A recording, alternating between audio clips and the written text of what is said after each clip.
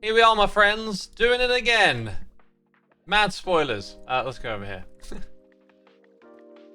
Oh, welcome back to another stream. Chiwi Pepper in the chat. How you doing, my friends?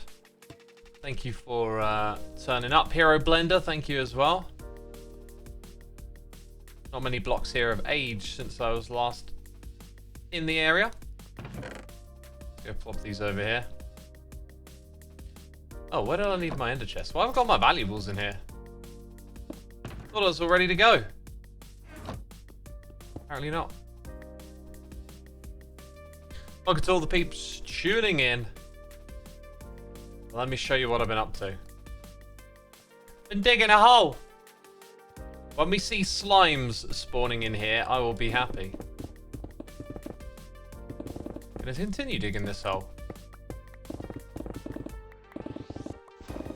This stream, we got a few things to do. I kind of feel like being sociable, but I don't know what everyone else is up to on the server at the moment. But this stuff right here, that's what I'm in the business of, collecting copper, smelting it and all that. So we'll do a little bit of that along the way. Aiden's first stream. Well, welcome, Aiden. Today, the stream is just kind of chill. Not too much of a plan, just a list of things to sort of chip away at. Like I said a moment ago, I'm feeling like kind of sociable though. Finished making my episode today, and now I just want to kind of like hang out with peeps. Because you get into that kind of crunch time where you got to like edit, put everything together. And yeah, just the best bits are hanging out with the hermits as of late.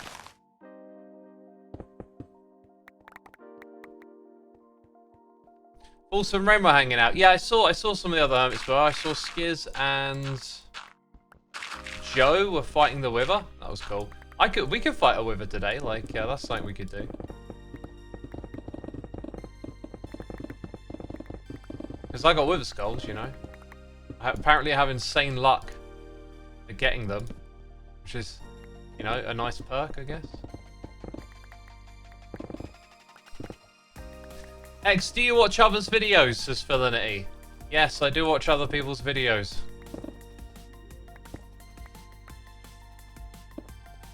Oh, that's okay. My brain has to keep this staircase all stone for some reason. I don't know why. I just decided it all has to be stone. Until I figure out, you know, that I could just place a ladder to get up and down. That doesn't sound too difficult, does it?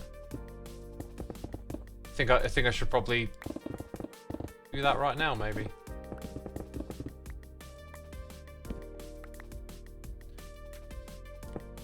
Have a hermit rave. Play some tunes, have a rave. Bear818 for 30 months. Thanks for all the content. It's alright, I suppose. Yeah, it's alright, isn't it? That content. Oh. My favourite streamer. I absolutely... Ugh. Your streams. That's how I feel about them. I don't know. I don't even know what I'm saying. Thank you, Bear. Appreciate it. Man, the VTuber are all real good models. False Hypno, Tango Skiz. None of who are VTubers. Don't know what you're on about. Let's go. Put this down. And look for that. Like, I know I crafted a bunch of ladders. I think I left them over at Loglands. The thing with that is, like, there's loads of sticks over there. You know, you'll be turning all of your valuable building supply wood into sticks for stuff. And yet, sitting over in this other place, there's just so much of it. It's like it's mocking you. Like, come over here, get all the sticks you need. Oh, you know, you'll spend so much time traveling over here. Bought some VR Minecraft. Virtual reality for me is something that I am, I guess, like, kind of curious about. I was gonna say excited, not terribly excited. Probably because I kind of feel like I'm the sort of person that's gonna like get annoyed with it. I like watching sci-fi, but I always find it weird how like these futuristic spaceships and stuff where they got holodecks, they always have these like really dark visuals with like neon lights and stuff, and I just don't like it. I really like nature. If I was on an advanced spaceship in the future, you know, being on a spaceship, you'd be so far away from like home and natural beauty and stuff. Like, why wouldn't the deck of the ship, you know, where Captain Picard sits or whatever, why wouldn't it like have a lot of greenery there? You know, like, I can understand pots and plants and stuff, but like, you could go further. You can make it holodeck it into a jungle.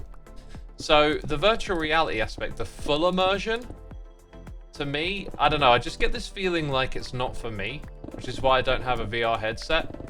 Like, I could get one, but I just haven't seen that like killer app or been enticed to come and check it out. But that might be more about me than about it, if you know what I mean.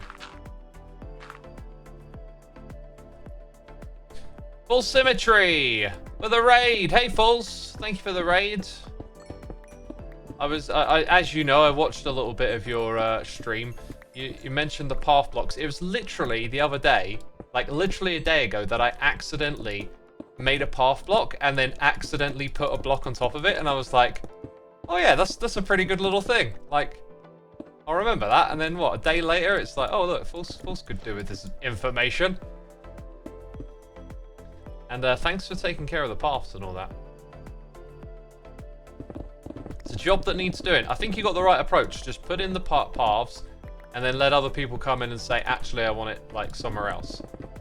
Because you get people to actively engage that way. If you ask everyone to like, you know, mark out and get together, and it just takes forever, right?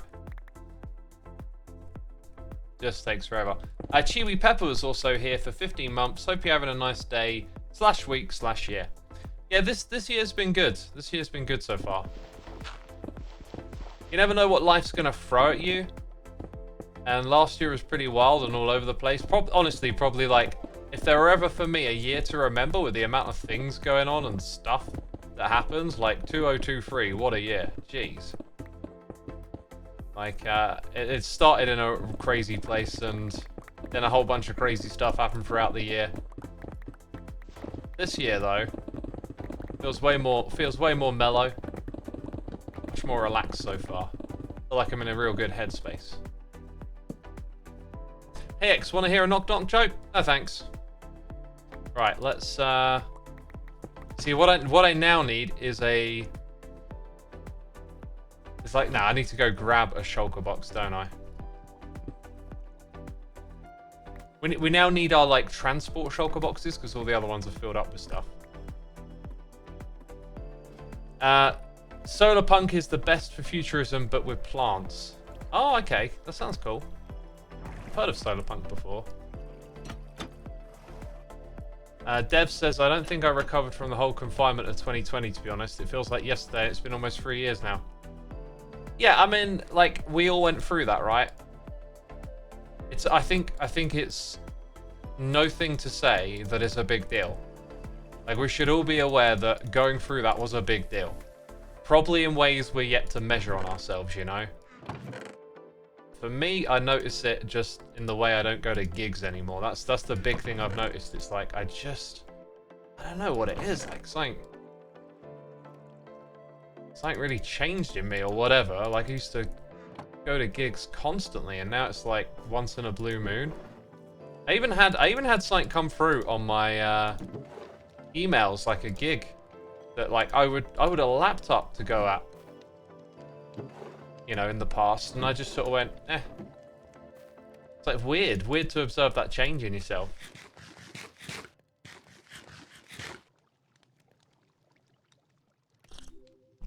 Goofy Me says, people are scarier now.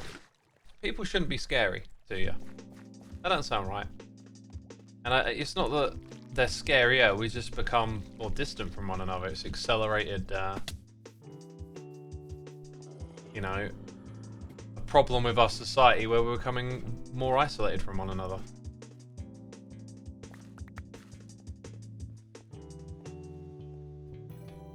Spent all my time with family, no pressure to anywhere. If it works for you, that's good. I'm happy. Speed0516, thank you for 15 months. Hope you're well. Been enjoying the season so far. Great way to relax while tending to my dog after his surgery last night. Dang, hope your puppers is doing well. I love dogs. I had a dream that I had like my own pet dog the other day, and when I went and saw my sister's dog, who I walk on a regular basis, I really starting to sort of love that connection you have with an animal. And I think one day I'll have a dog of my own. I can see that coming, but I'm a very, I don't know, like I put a lot of my time to certain things, and I feel like I know I couldn't add a dog right now. But, you know, one day, I think it'd be great to have a dog.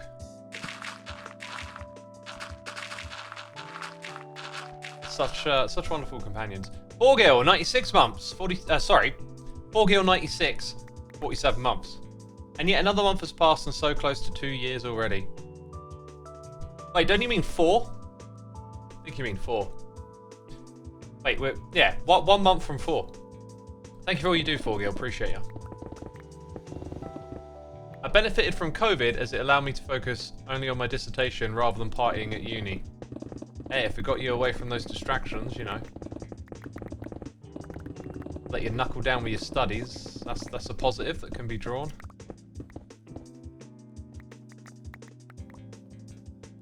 You get a dog once and afterwards you can't live without one. I totally understand that. Totally understand that.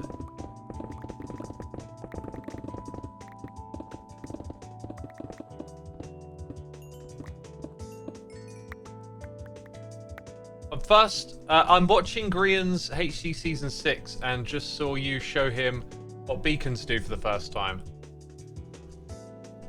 Then I joined the stream and you're mining again. Well, you do a lot of mining in this game. It is called Minecraft. Yeah, you sort of reminded me when Grian joined Hermitcraft. There was a bunch of people like showing him stuff about survival that he hadn't gotten into. Yeah, because like the thing with Hermitcraft is, for the longest time, most of us were people that were quite deep into the game.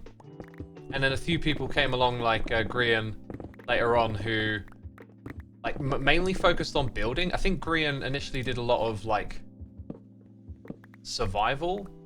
creative building.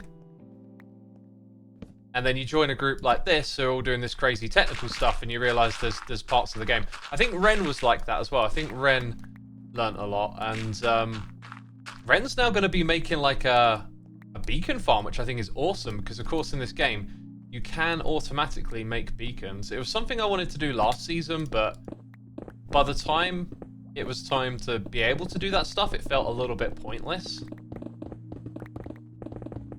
You know? Like, you get to a point in the game where you can just buy beacons from a beacon shop or whatever, and so I didn't do the whole automation thing, but it's another automation project I would like to do. Why did I not pick up a shulker box? I said I was going to do that. And I didn't. And like, am I going to be able to get out of here? Looks like I'll be okay. We've only gone down a few layers anyway.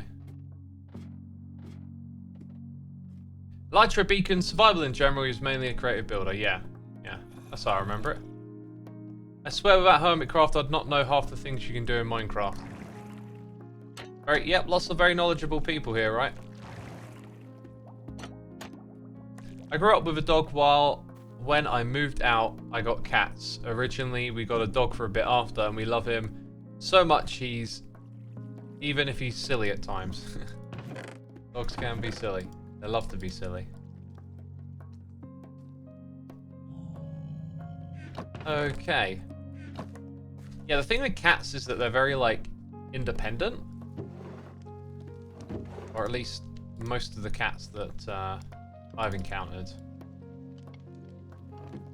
So they feel a little less close to you in a way, but, you know. I've never had a cat as a pet. I'm sure cat owners will feel very different. How to automate beacon? Well, you can automate the crafting of it now. So let's say getting your glass and getting your obsidian, yeah, you can automate those things, but probably not in a way where you link it all together. The main thing is getting the nether stars, so you can automate the placement of wither skeleton skulls, soul sands, and then you can push them into a spot where they'll be killed by entity cramming, I think. So then you can have your wither skeleton farm, which I think you might be able to even automate with wolves, right?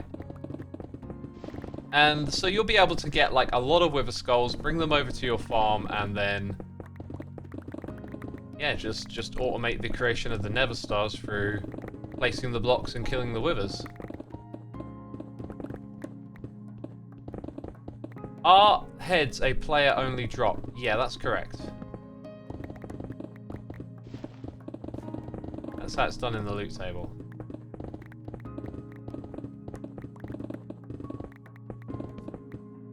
Right, let's get some of these torches down.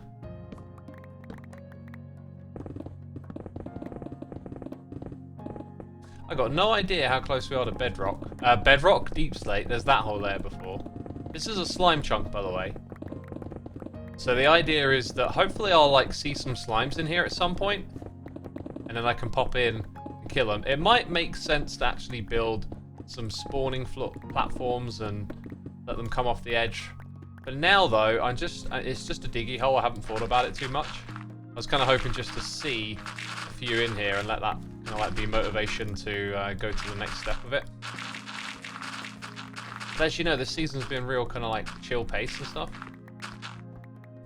So I'm just sticking with that. Right, let's dig it all down to this level, and then I think we'll just move on after this, because I've got even more digging to do, funny enough. Look at that, the inventory's practically full again.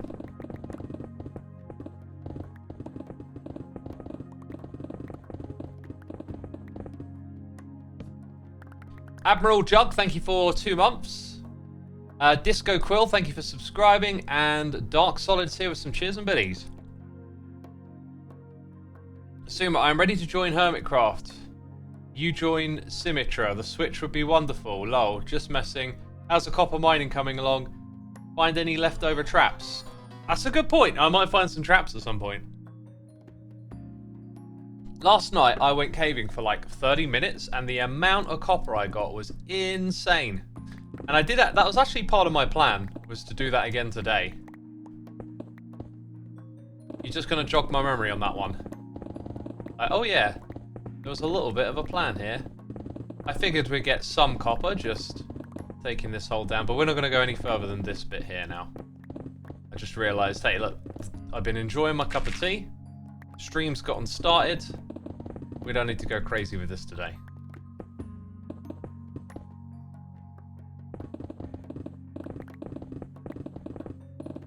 Yeah, some good progress.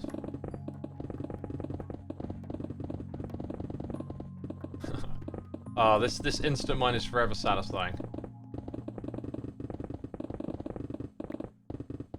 Sounds, the feel of it, getting all the blocks.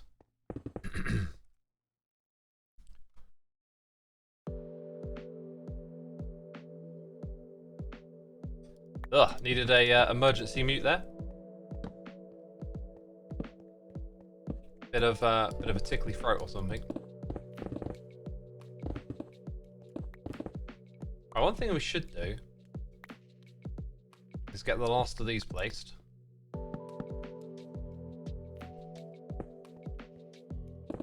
Which does mean going down a little bit further here.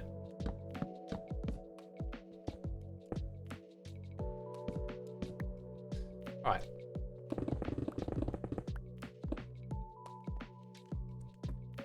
Xisuma, have you ever played the Create mod? I have. There's a series of it on my second channel.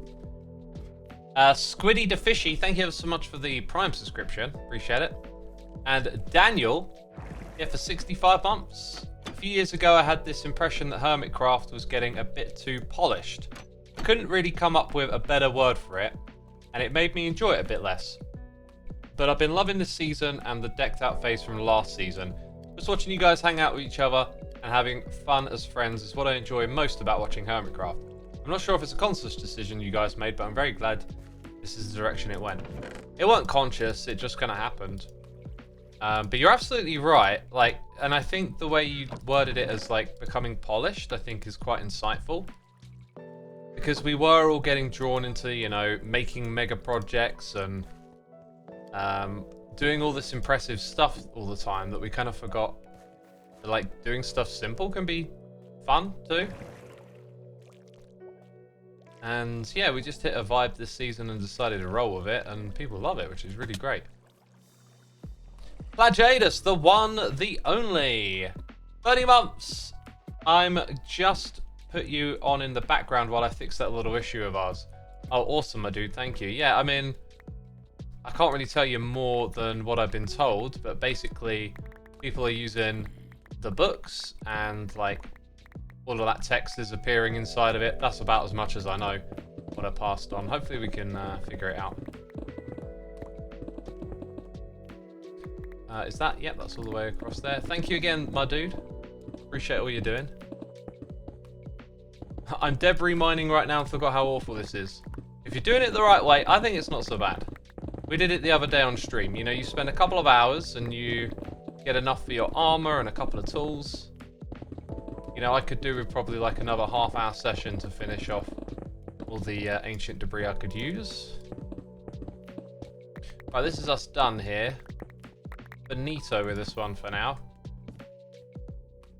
Foofy32, thank you for 16 months. Really loving your season so far. Take it easy and as fast as slow as you fancy. Just going to enjoy this chill ride. Thanks for being awesome. Thank you for your support. Appreciate it. Yeah, speaking of pace and stuff, like, I could have put an episode out today. Would have been a bit of a rush. But I got a couple of things on at the moment, so I decided what we'll do is tomorrow and Monday, and then maybe 3 episodes, you know, Thursday, Saturday, Monday next week. But, you know, got to see how it goes, really. The pace will change a little bit here and there. The problem is, I woke up today, right? Now, I have a doctor's appointment coming up, and I haven't looked at my calendar in a while. And it was on my mind that I need to take the time to look at the calendar, plan out, like, what I'm going to do. Because I know I've got a couple of things on in March, right? So I get out of bed, like, I deliberately had a lay-in, you know? Going to catch up on rest and all this sort of stuff. Today was an off day. Was going to go for a walk in the morning. Looked at my phone, and I've got to be at the doctor's in 20 minutes. And I had a right old panic. I got straight out the door, and it was to a spot that I hadn't been to before. It turns out, anyway, got there in like 15 minutes, and then had to wait for half an hour, which is typical. And I had to do some shopping today, and basically most of my day has been doing stuff that wasn't a part of the plan, it feels like. And then I realized on Monday, I got some people coming over to do work on the house, so it's like, okay, this is my busy period right here. Like, I should have looked sooner and known sooner. Ooh, some caves to go explore. Yeah, there you go. There's our progress on that front. I'm gonna look at my notes.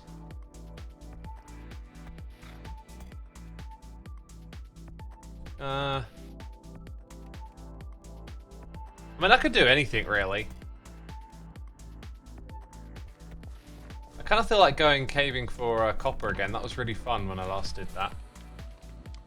Although I might have enjoyed it just because I was doing it off camera. Not sure. Let's take a trip over to Loglands.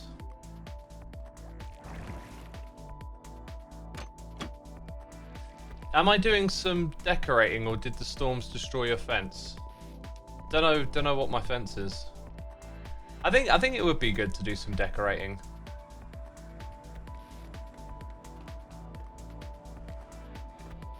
Yeah, I've just got a lot of stuff all over the place, and a lot of it's a bit grindy.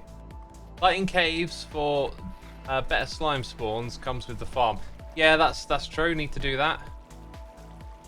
I think I'd like to just tidy up this. Oh, I need a beacon for it. Should we fight a wither and get a second beacon? I think I'm gonna do that. I remember where my potions are. Just go back to the base, really. Chat wants a wither fight. My wither fight will not be entertaining. It will be me carefully curating the experience so that it's easy and I don't die, basically. Although I did want to see if we could collect a bunch of cobblestone from it, which I saw Tango try and do with another person in his video. I think in his video, if you saw it, the wither, it tracked like something different, like something in a cave, not the player, and that gave him a bit of hassle. Now I do have some potions like night vision and strength. They're good. Now we got like full netherite, a shield, top-notch sword. Doesn't have smite, but you know, it's good. Could put smite on an axe. Don't need to do that. Don't think I'm gonna do the iron golem thing, so I'm gonna bait them a little bit. There's not really too much more to it unless I go. Yeah, let's go use my beacon to make it even safer, because I don't like taking risks, you might have noticed. I'm quite risk averse. Like, the thing that destroys my soul the most is in this game. When you die and lose all of your gear, I cannot stand that. Like that is beyond zero fun to me. So I never enjoy that.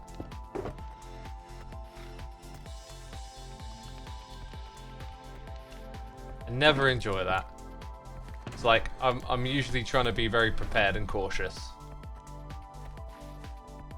Now I see some other players in this game on Hermitcraft die, and they're like, "Oh, you know, I died, I got my gear back," and I'm like, "Doesn't this drive you nuts? Like, you just have to sink all of this time into getting back to where you once were." Let's go with actually, let's go with resistance regeneration. That'll counter the withering effect nicely. And we're going to get a little bit cheeky and make sure we don't go near some lava. Been down here before, haven't I? Like, can you see how there's lava here? So if we go in a straight direction this way, we'll avoid a lot of that. This is where night vision would be smart. So like, straight line, quite a ways, and then we'll spawn the wither. In fact, we'll go as far as... Rip those out.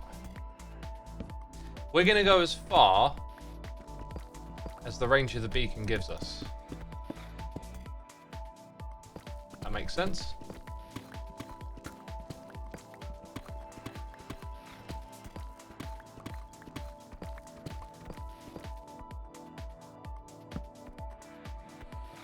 Join LPM free, we have keep inventory on. Oh boy, would I love that. I would love that.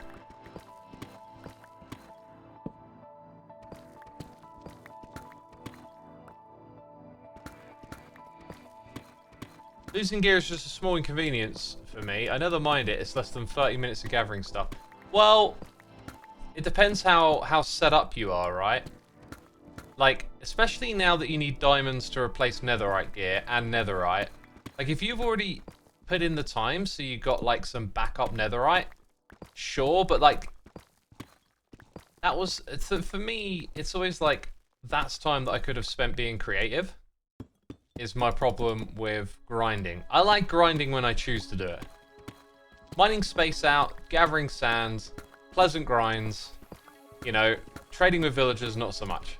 But that's just how I feel.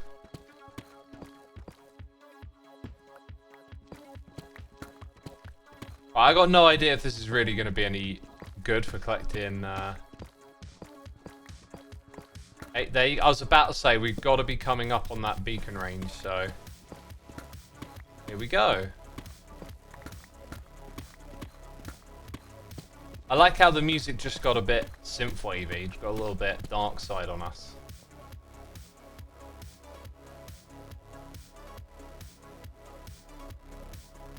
So, if you don't know the plan is to get stuff. And drinking the strength straight away, not sure is the best idea. This ain't going to take 5 minutes. Plus, we've got to keep an eye on how long the tunnel actually is. It's a good point. This might not be like the longest tunnel. Dude, look at me. Look at me. Oh, he's going up. Don't go up. Come. Oh, this is what happened to Tango, isn't it? That's right. Right, maybe now you've withered me, you're gonna... Hey! We're doing it. Except I'm not... Come on! That's it. That's it. Do that. Do that again. And again. Oh, dude, this guy. What if I give him a little love tap each time?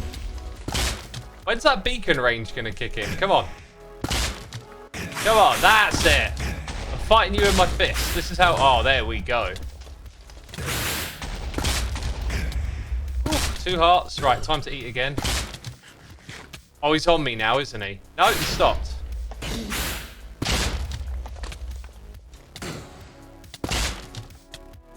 Come on! This is really slow! I thought this would be entertaining. There we go. Gotta give him little love taps. Do you know, it'd probably be smart just to do the sword and keep the health down. Where's my... Right, there's my beacon. That's what I wanted. That's it. Come for me, buddy. Come to daddy. Hey, when this guy goes down to the next level, it might get a little easier, so... Right, there we go. Now you have to come down to my level. Keep attacking me, please. Why do you stop? Are you like the world's softest wither? Still got a ways to go with this tunnel. Right, I think it's time for food. Come on. Come on, keep your eye on me, man. I have to tell you what to do. I'm down here. You're useless. I'm literally hugging you. Oh my god. Do your job. Break blocks. Oh, this is the worst wither ever. This is the Wimp Wither. That's what I got, the Wimp Wither. How's my armor looking? Fine, it's all netherite. Look! I'm literally touching you! Oh, you are useless! Break things already! I'm losing my patience for this guy. I think the punching... Actually, the punching is what's doing it, isn't it? Look at that. You just got to punch it each time. I think punching it is forcing it... I took it out by punching it! Oh, that's so funny. Right, and how much stuff did we get? Like, how... Look at this. Right, we've got to count the amount of cobble that we got from that. Okay, so punching it seemed to be the actual trick. Like, just punch, punch, punch, punch, punch.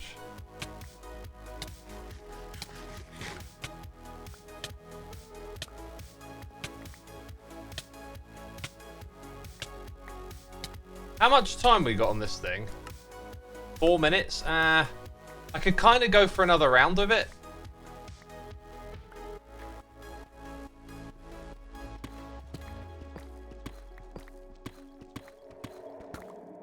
Right, we got, you know, 1, 2, 3, 4, 5, 6, 7, 8, 9, 10 stacks of cobble. Not so great, really. Not so great. Oh, yeah, I also don't know. Yeah, there's lava that way. Maybe we'll just do that another time and just do the punch, punch, punch method. And I think that might be the trick, really. The Wimpy Wither, a children's book by Xisuma. Thanks. Good idea. Right, also I got a wither head. I don't think that's the one that makes the cool sound, though. I think TNT would be better. Actually, I think punching it makes sense because each time we punch it, it damages the blocks around it. So if you can keep it coming at you and just keep tapping it. The only thing is its health was coming down. So if we didn't use strength, it might survive a little longer. Curious, curious. Anyway, we got a nether star. We need glass. We need some other stuff. What was it? Obsidian? Is that the one? Epic K9 is onto it. If you want to collect more deep slate, having strength won't help. You get less punches. Yeah. Oh, this is a good reason to grab Tango. Actually, I'll grab Tango and show him how it's done now because we sussed it out. We now know. Oh, you could use snowballs. Yeah, yeah. That's another good idea. I love how like 10 people in chat are like snowballs as if it's their original idea. It's like one person says it and then everyone else says like, oh no, I'm the one that thought of snowballs. Yeah, let's put them up here. I do actually need to break down some of this stuff because I will need a lot of redstone for future projects. Oh! I just replaced some of my glow lichen. Doesn't feel right.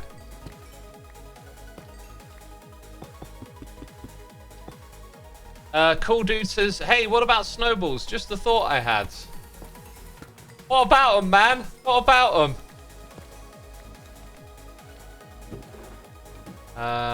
Kind of want to have this stuff like compacted in a chest. Like, where's my redstone chest? This is actually the next thing I'm going to start doing. Is sorting out my chest organization. That is like the next mission. I need to remember that's important. One for the collection. Slowly growing. The whole heads thing, I think I'm just going to collect them passively for a while and then maybe ratchet up deliberately trying to get them at some point. Oh yeah, then some glass. Lichen have feelings too. Oh dear. Well, I just squashed those feelings. I just erased them. Beacon number 2 acquired. Not bad. Tanny Glaze, thank you for 55 months of support. Greatly appreciated, Tanny. Hope you're enjoying the stream, having a good time. All that good stuff.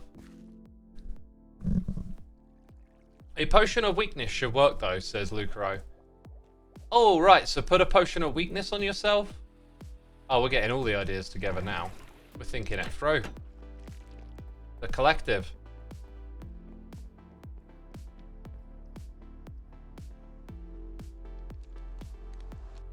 What mod lets you see inside of shulkers like that, X? Shulker box viewer, I think it's called. That for me is just a can't live without mod. I mean, I could, but like I can't. Good, but I can't. Good, but I won't.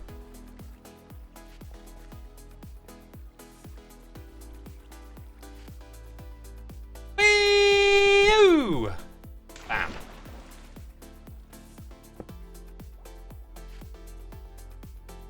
Come on now, don't be trolly, don't be trolly. Right. Now, there are some caves and stuff around here. I can't remember if I fully explored them or not. Oh, look at that, I didn't. Wait, do you get copper down at this level? I feel like you get copper higher up, don't you? You can get copper at Deep Slate, but it's like, if you want to get lots of it, because I did all of my caving up in the higher area last time. I guess I do want some of this.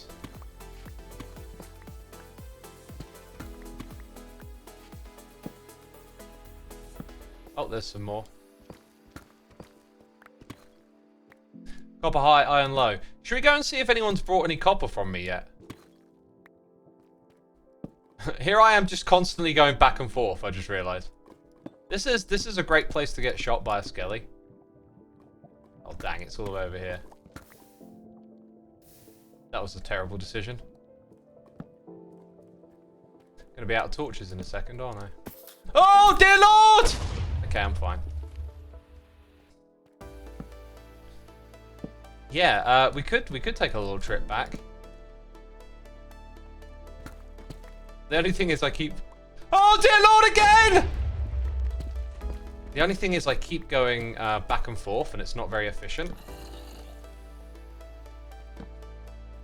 Wow, I've run out of torches straight away. Not very smart.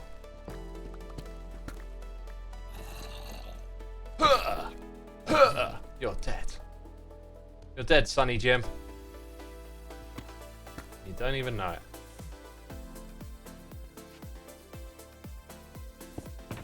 Right, so somewhere in here. Oh! Oh! No! Why are you hitting me first?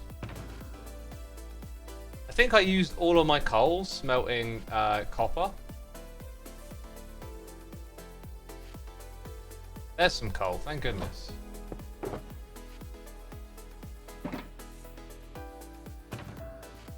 And then I want some sticky icky icky. Except, where are they? This is why the organisation, we hit that point. We hit that point where I need the organisation, peeps. We hit that point.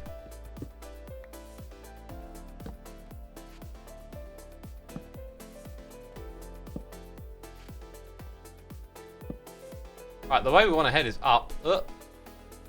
Got no blocks for placing on my hotbar. That don't make no sense. Because that'll keep you alive. It doesn't lead anywhere. Oh, does it? Does it?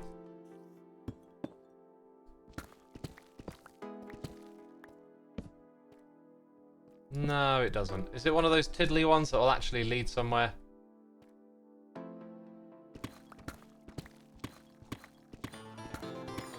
Hey, we got a noise in the air. It's the Nine Gods. For 96 months, Evil X is officially in his house. That's incredible, my dude. Thank you for sticking around for so long. That's almost 100 bumps. It's coming up. It's coming up. Hey, right, let's go upwards. Oh, look. Amethyst. Actually, I need some of that. So I'm considering building a farm that I built or designed, let's say, like in last season. Did it on Livestream. It was... Oh, let's see if my brain can actually finish this sentence. Come on, brain, you can do it. This farm is a bamboo farm. It came back to me. One of the things... Oh, no! No! It's disappeared! I trust nothing. Where are you? Ha! Ha! This farm is quite technical, and because of that, it needs these. I think I also need some of the other stuff that you get from breaking this too. And the amount of these that I need is based on the width of the farm. It's a flying machine thing, so I don't think it'd be more than 12. Let's get 14. I know I've got a couple somewhere else for good measure. So with this one, I don't know if fortune affects it, but... Oh, did I just get 16? 32? Then 40? Then 44? Does anyone else feel like that was really wild to get 2 drops of 16? That ain't normal, is it?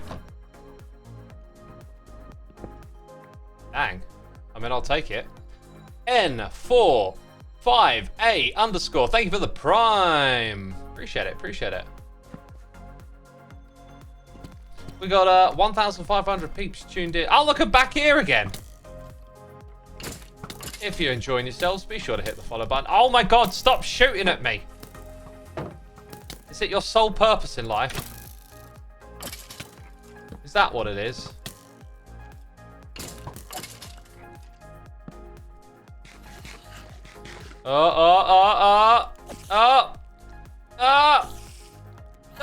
It's dead. He's got the string. Give me the string. I wanted that.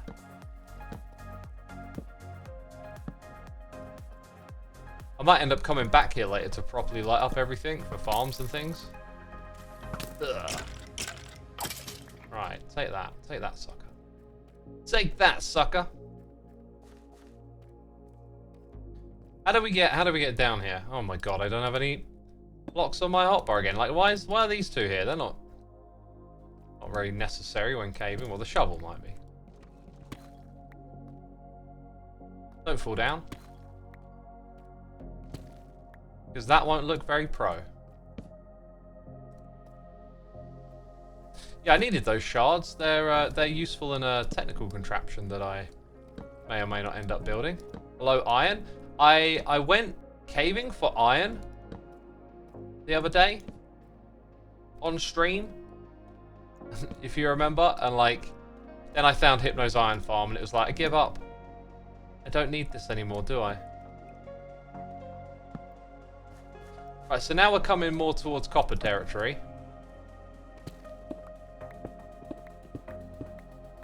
I'll take all of this, thank you. Thing is it turning into a cave? Not really, we're just at the top of all this dripstone mess. Maybe if I go up in that direction.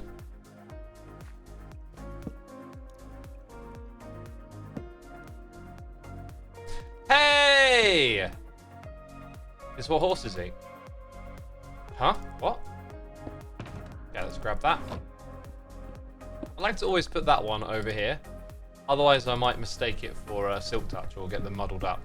Or my mouse wheel might classically just scroll, which has happened plenty of times when mining an ender chest. It just scrolls casually over to the next hotbar slot, and it's like, oh, thanks, I've destroyed that now.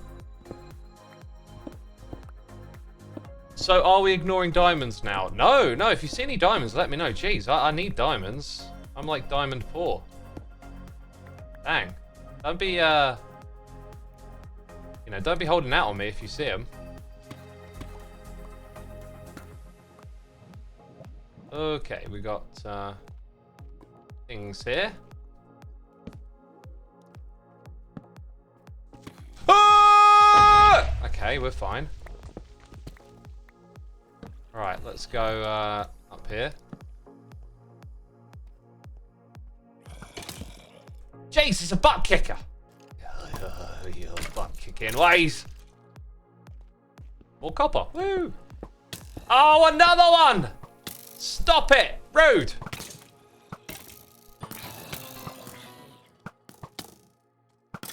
Gotcha, sucker. G-Stab, 97 months. Woo! We got a few more approaching the cage, haven't we? A few more are approaching the cage. It might actually make sense to silk touch this stuff. It's like easier to carry back a bunch of this. Then you just got to mine it again though. So like upsides, downsides. Oh, I think that's a baby one coming for me. I'll say, leave me alone, G. Oh, look, more. This feels precarious. I hear creepy crawly sounds. Another one, dang. Loads. Oh, this might be a vein. I've been searching for a vein. There's loads of granite around, so who knows? This might be our lucky day. Find a vein. Get a pulse, you know? Can't you combine them into raw blocks? Yeah, you can, but then you're like pulling out a crafting bench and stuff. Oh, get out of it, you silly. Life choices. Bad life choices.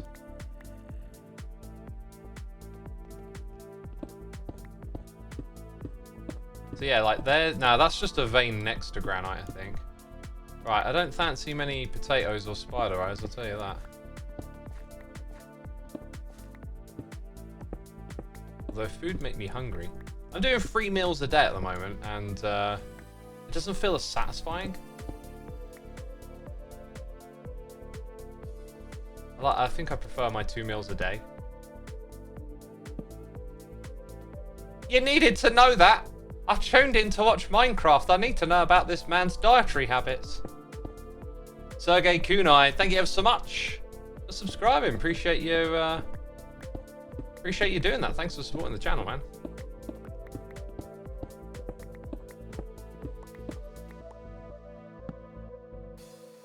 Yeah, I'm definitely going to have to get a bamboo thing up and running. Oh, by the way, today I figured out a rooted dirt farm. I was so happy with myself. I spent like 10 minutes on it and sort of powered through the problem and got it all engineered. And I was like, you can probably do this better. So I figured I might take like a second shot at it at some point.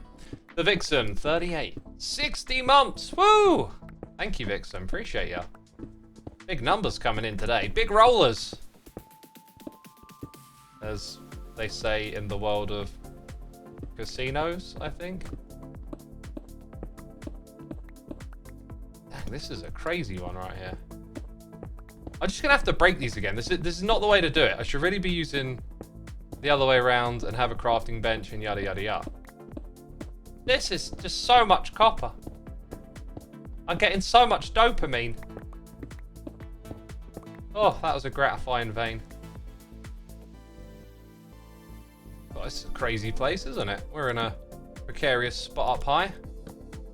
Yeah, I was about to say, there's probably like spots below me as well where we can get some. Anyway, I think it probably does make more sense to switch to using using this the other way around. Okay, so let's go ahead and get rid of that. Should have cleared out another shulker box because my ender chest looking pretty ugly. Right, you want to get involved, sucker? I don't think you really do. Your unbeating heart is not really in this anymore, is it? Thought I heard a skelly bob.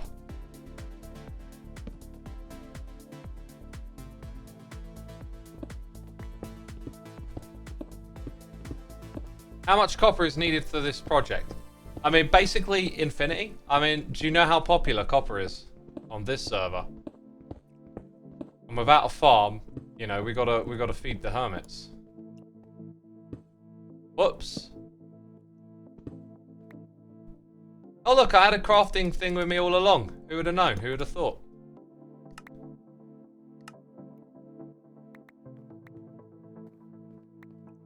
Doesn't Silk Touch make more sense for copper storage rather than raw blocks? The thing is, you gotta just mine them again, so I think probably not.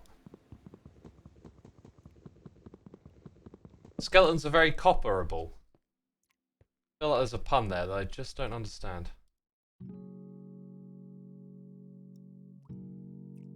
Are we really down to just 3 torches? Do I have to really conserve them now?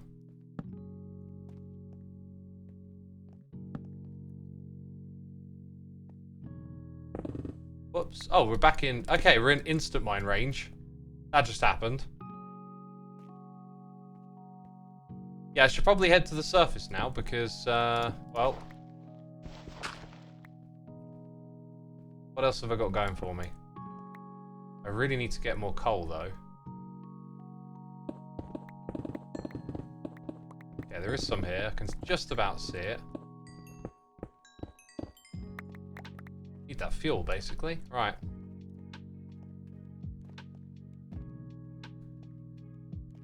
Hopefully... This ain't gonna lead me back to where I need to go, is it? Oh, I've gone right off course. Right off course. Can I navigate? Can I get my way back there? Am I gonna build a copper farm later on? Hello. Oh dear. I could say yes, but maybe the answer is no. That'll get you thinking. What does that mean? Oh, we fill up again. Jeez, fill up so quick with this stuff.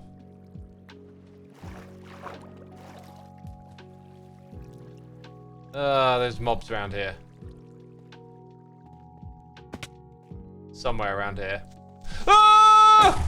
Okay, let's go this way. Right, this isn't quite where... I thought we were in that one we were in earlier. Why is it not all lit up? Maybe we came from... Oh, that's the Amethyst geode, right. Oh, can't see anything.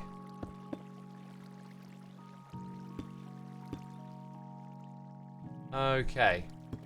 This will take me to the cave I thought we were in. Won't it? Is this it's a different one? I'm turned around. I don't know what's going on anymore. I'm taking these light emitting suckers.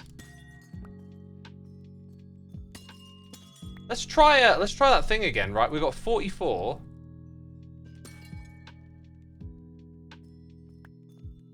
$48. It totally tripped out earlier. Like, why did it give me 4 times the amount? That's so strange. 64. Wait, in that time it gave me 16. Oh, I just don't know what's going on with that. Right, it's a little bit... Okay, that's glow liking light. I don't know, I confess. I'm lost. We're above deep slate level. So I need to head downwards if I'm to find the area. Oh my god. Where's my food? Like, this should totally be on my hotbar. They're fighting each other. Not today, sir. Not today.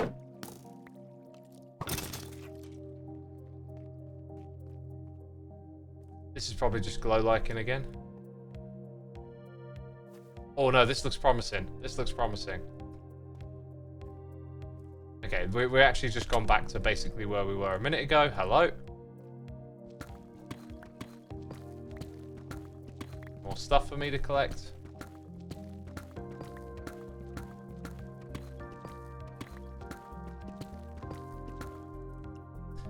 Right, give me some of that.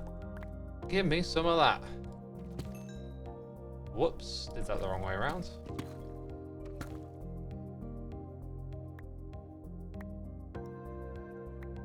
Dried flesh isn't too easing, is it?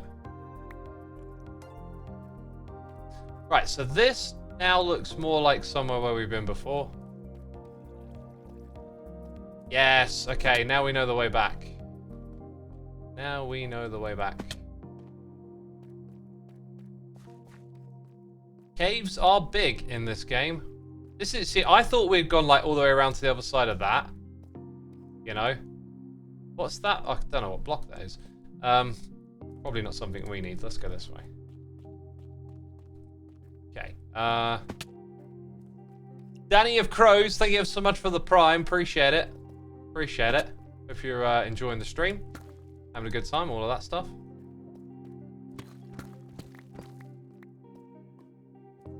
This is the way out, I believe.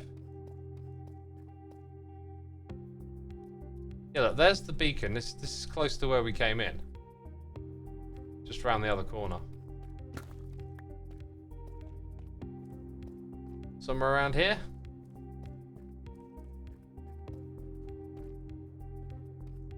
Okay, I recognize this bit. This is where I mined tons of tuff, and I came from that direction. Or maybe it was here. There it is.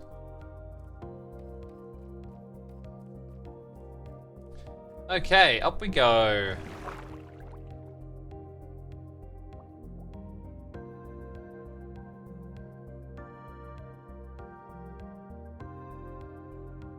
Woo! Who else is online? All of these people are online. Now that we're back, we'll set up a little chest or something. Ah, this is what I want to use. This is what I want to use right here. Thank you very much.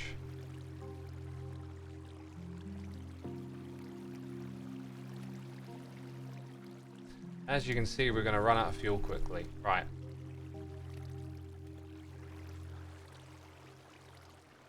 Ender chest goes down. And it's time for the rest of our shulker boxes to be filled up with extras. Anything they can carry. Some of this space was vaguely organised by like blocks that complement each other, which is kind of handy for doing building bits and bobs, you know.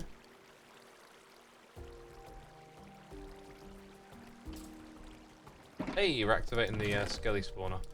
Chuck that in there. Lapis somewhere. Here we go. Right, then all of that stuff needs smelting.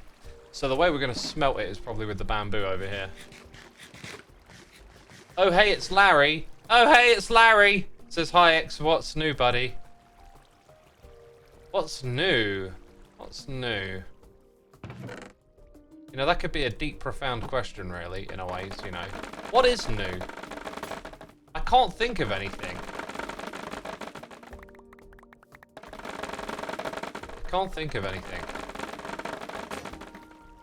I found a cool movie to watch. One that just kind of like hit my kind of vibe. But I haven't finished watching it, so don't know what to say.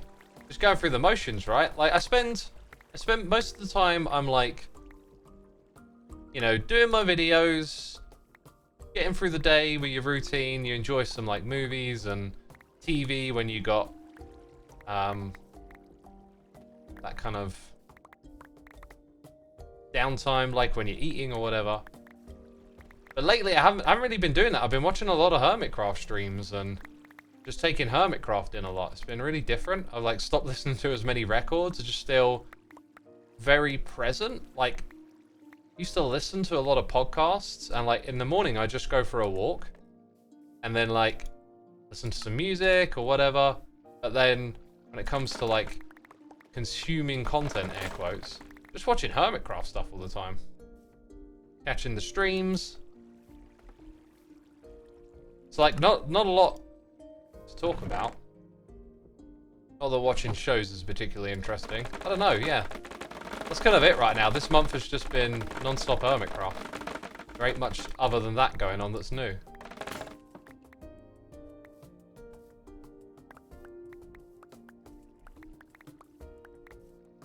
What is it? I just watched Saltburn. It's not Saltburn.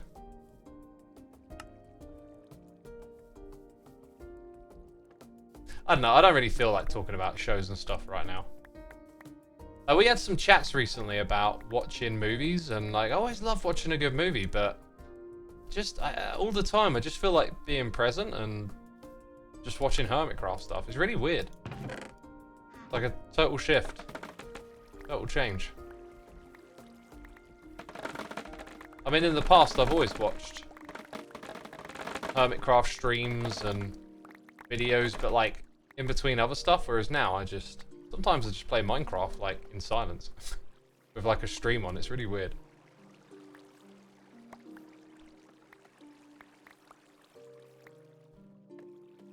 X, as much as you fumble and derp, I respect your strict, for lack of a better word, mental when it comes to content creation. Truly committed to the craft. Thank you. Yeah, I am very much always on it. And I think that's just born out of realizing that you're existing with an opportunity in front of you that will never come again. It's like being committed to making content is about turning up, doing it each day, regardless of how you feel. Which may sound a little uninspired, a little... Wait, we can do it like that. A little robotic, a little bit routine, but the point for me is just, like, I'm not always going to be inspired, but if I start doing something, the inspiration will follow eventually. I'm gonna switch to standing. I feel rotten sitting down. Ugh. Also, who saw the stream yesterday with Etho explaining his desk setup? I mean, if it works for him, it works for him. But boy, like, I read a bunch of ergonomic guides and info about how to correctly sit at a desk with the right posture, how your arms should be placed, etc, etc. You know, your eyes to your monitor and all this sort of stuff. Went through with all of that and it kind of worked for me. It was like, okay, I feel like some of my RSI injuries and stuff have gone away, and it seems like this posture thing makes sense. And then I hear about how Etho's like hunched over the desk with his arm tucked in, and it just sounds, I don't know, like I've never seen anything like that suggested when reading posture guides. Thing is though, you don't know, maybe it does work. Like, the concern I would have is just like, there's a lot of stuff that you can do in life that you don't pay for until later, like smoking, for example. And because of having spent a lot of time in my youth sat at a desk at a computer, it caught up with me, so I had to make changes, and then made these changes and the problems went away, that kind of thing. So it's like, at some point you may end up like paying for it, but who knows?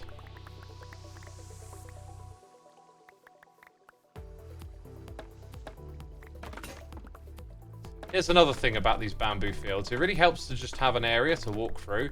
Like if you actually space these out like 2 apart, you'd probably save yourself loads of time like finagling your way through the spaces to pick it all up. But we'll do it that way anyway. Vertical mouse is a very ergonomic thing to use. It takes a bit to get used to, but your wrist will thank you. I don't think he uses a vertical mouse. I got a vertical mouse. I could turn it on right now, actually. I haven't used it in a while because I've been feeling fine. Every now and then I get a little sick of it and change. Let's give it a try. Using my vertical mouse now. Oh, I haven't used it in a minute, so it feels a bit odd.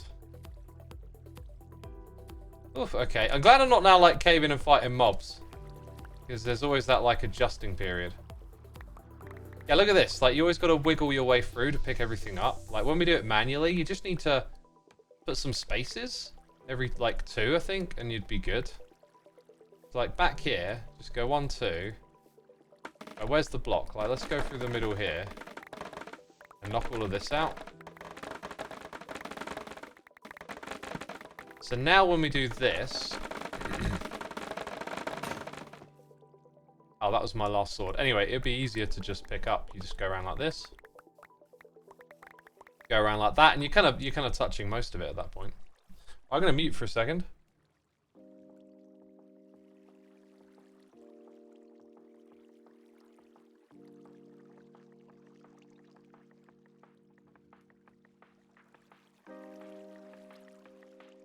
Needed to cough and drink some water. Someone in chat is asking what a vertical mouse is. It's a mouse where the bit you put your hand over, like with the buttons, is like tilted upwards, so that your hand rests, your arm rests in a different position. Now, all you have to do is stand up straight, put your arms at your side, and you'll feel that the inside of your hand, your palms, points to your leg. Right? Now, when you bend your arm up to put it on your desk, you turn your hand over flat. That's putting the muscles in your arm in a twisted position, not in a neutral position, and that's where RSI injuries can occur. And that's why a vertical mouse can help. The thing is, though, if it's not a problem to you, you're not going to think to use it. But using it over a long period of time could give you problems.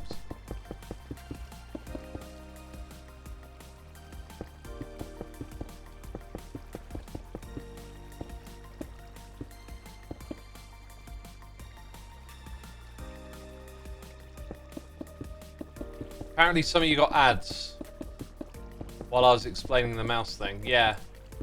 I've been running ads on Twitch as an experiment because they changed up the whole system. They added some stuff. I saw them running on another Hermit stream. And I thought I would give them a go.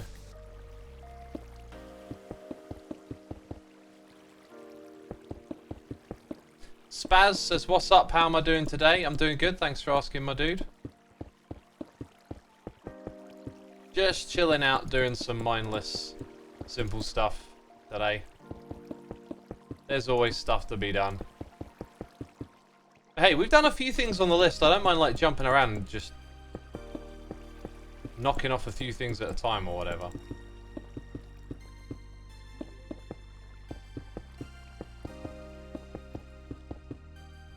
Oh, time to mine it. Hey, just started watching Hermitcraft. I'm 25. What's the average age of all the hermits?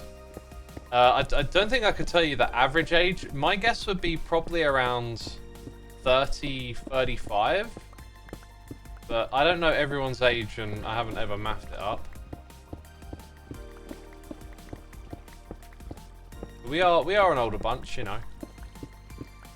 With a few young faces among us.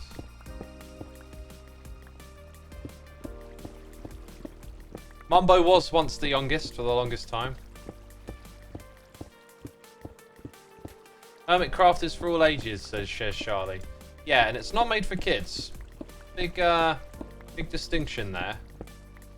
Like, content that's made for kids is like tubby tellies, right? But if your content, you know, can be enjoyed by an age range that includes kids, maybe you could say that's what Hermitcraft is. Who's the youngest now? I believe Gem is the youngest. I know Skiz is similar age to Impulse, and I think Mr. Beans is probably a similar age to Grian, so I think that means Gem's the youngest. Teletubbies. Yeah. Tubby Tellies, you're saying? Wait. Huh. It's Pearl. Oh, it could be. I don't know. I have no idea how old Pearl is. There is a pretty recent video about it. I'm not really a fan of those, like, air quote, fan-made videos that, like, use hermits to gain a bit of attention. Especially when sometimes the information they provide is just made up or false. Like, there's one that's like Hermit sub over time, and it's like one of those growth charts, and it's completely inaccurate. It's just made up. Like, the trajectory is just fabricated. Because I have a memory of my own growth and the growth of some other hermits. For example, when Mumbo joined Hermitcraft, he had like, maybe not the least out of all the hermits, but he did not have a lot of subs at that point in time. And he was like a young up-and-comer. And then he joined Hermitcraft and then just hit this incredible growth trajectory. And now he's got, what 8 million subs. And when you go and watch those charts, they just move incorrectly. It's like mine moves incorrectly. Like, I got a big bulk of my subs from like season, let's see, like 4, 5, 6, 7, and then maybe started to plateau in season 8 because my snapshot videos really popped off over those seasons and brought a lot of viewers in, etc, etc. So like, no one's like growth chart is linear, but these videos just make up some false trajectory, and it kind of annoys me because people watch it, I think, thinking it's accurate. And I'd have no problem with like it saying, you know, this is just kind of made up, this is what it might look like. Fine, let the people know. But when it just sort of claims to be factual, it's just annoying. Just don't need to do that. Melissa Moon says, so much false info in the chat. Lol, Gem is older than me by just under a month. Love lies. Is that the person in chat you're replying to? I am indeed the youngest. Most of the... Wait, I can't see the full message. Most of the info you guys have been saying isn't inaccurate. Yeah, this is the nature with online information. I think about this a lot, right? You know, everyone's aware of this term disinformation and stuff. But I just kind of think back to before the internet, there was more institutional trust and more shared common realities and common knowledge. Some of which, you know, may have things in them that maybe aren't that truthful. I don't know, but like there was a shared commonality that was more common among people. But now, with us all being chronically online and having the internet give everyone a voice, it's just created a lot of like fractured realities. And another thing that doesn't help is when everyone's got a voice, everyone can speak up and say something, and you can kind of sound like the authority online when your text is just, hey, I know what it is, it's this thing, you know? Dragonfire says, and like Scar is 80 when you look him up. Yeah, if you look up Scar's age online, I remember him discussing that once. There's a bunch of websites that have got him, you know, 10, 20, 30 years older for some reason. And they just put that information out there like, you know, hey, it's true or whatever.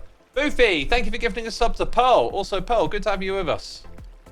I shot you a message earlier today. I haven't checked to see if you replied yet, but yeah, about that thing.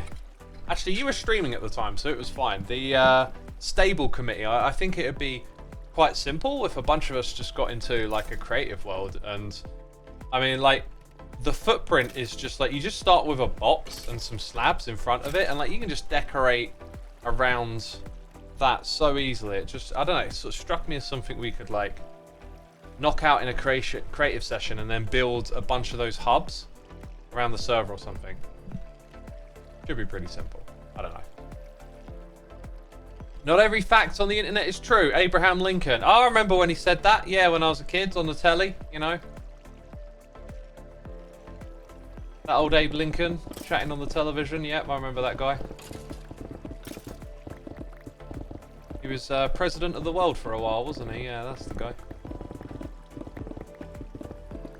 Yeah, you'll notice if you listen to me waffle about stuff that I try and not only like tell you like what do I think, but like where does it come from and how it might be false and stuff, because I'm just totally aware now of like how reality is just shaped by stuff we hear and see online and how much trust there is. Like every time I'm watching a info video about like something that's happening in the world or news or whatever, I keep reminding myself like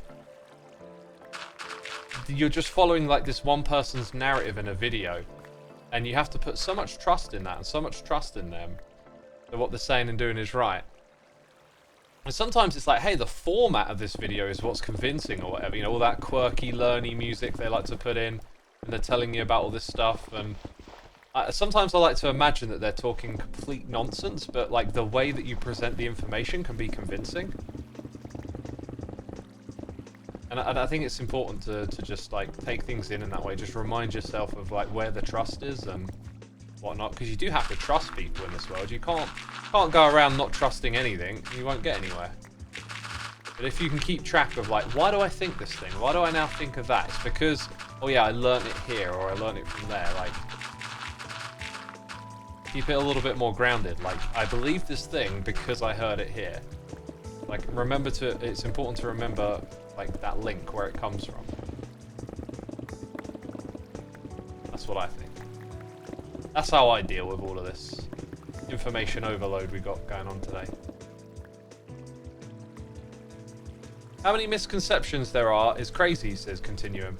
Yeah, but we also need to turn them in on ourselves. Like, another thing, when I hear certain people talking a similar beat about, you know, oh, there's all this misinformation in the world and yada yada yada, it comes across with this vibe of like, but you're thinking that's the problem with everyone else. Everyone else is suffering from disinformation, but I got the answer. It's like, you've really got to start with yourself, because you're not a mind reader, and you know, you'll know yourself better than anyone else.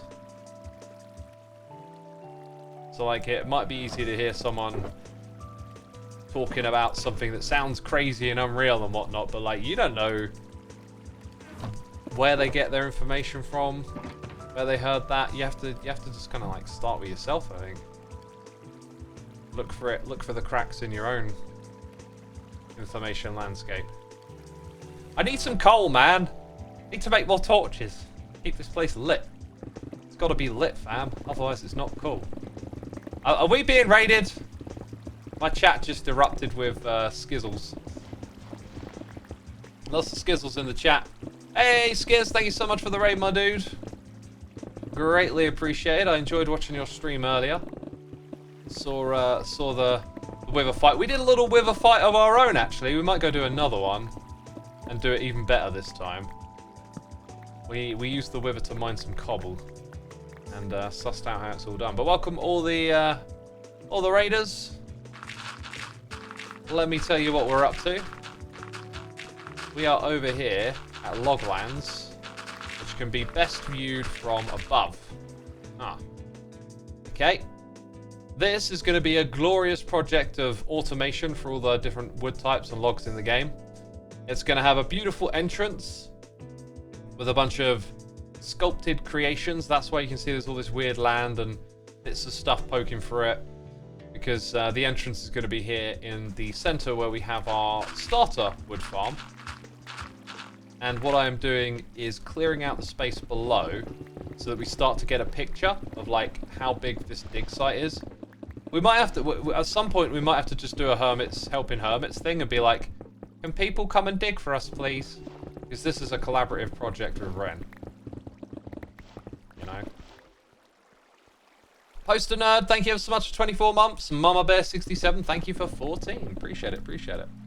We were just talking about disinformation and trust, and how being online, people can just sort of say things and sound like, you know, they've got the facts or whatever, because we started discussing the age of the hermits, and some people in chat were very assuredly posting the ages of hermits and being wrong about it. And I've been saying, like, we got to start with ourselves when it comes to this stuff. We've got to identify our own weak spots when it comes to information and communication and whatnot. Because it's really easy to be like, oh yeah, disinformation, that problem that everyone else has got, those people over there that I disagree with, oh, it's just disinformation. It's too easy to do that. And you know yourself better than you know anyone else. So like a great place to start is like looking for your own weak spots. like when I express some of the opinions that I have, I like to try and lay them out with like, you know, and this is where it came from, and this is what's informed it, and here's what might be wrong about it, or whatever. But yeah, so there's a lot of like people making videos about Hermitcraft because there's an incentive to. Sometimes as a fan, sometimes as a content creator, it's something that can give you clicks. And I was saying, hey, there's this video out there about like Hermitcraft growth over time, and it's complete nonsense. Like, the chart is just fabricated. And I know this because I've lived through it, and I remember times where, you know, I had this amount of subs and views, and someone else had that amount, and you go watch this chart video, and it's just totally wrong. It's just totally made up, and it's frustrating because it's something that is, for the majority, pretty harmless. But it's also just completely not true.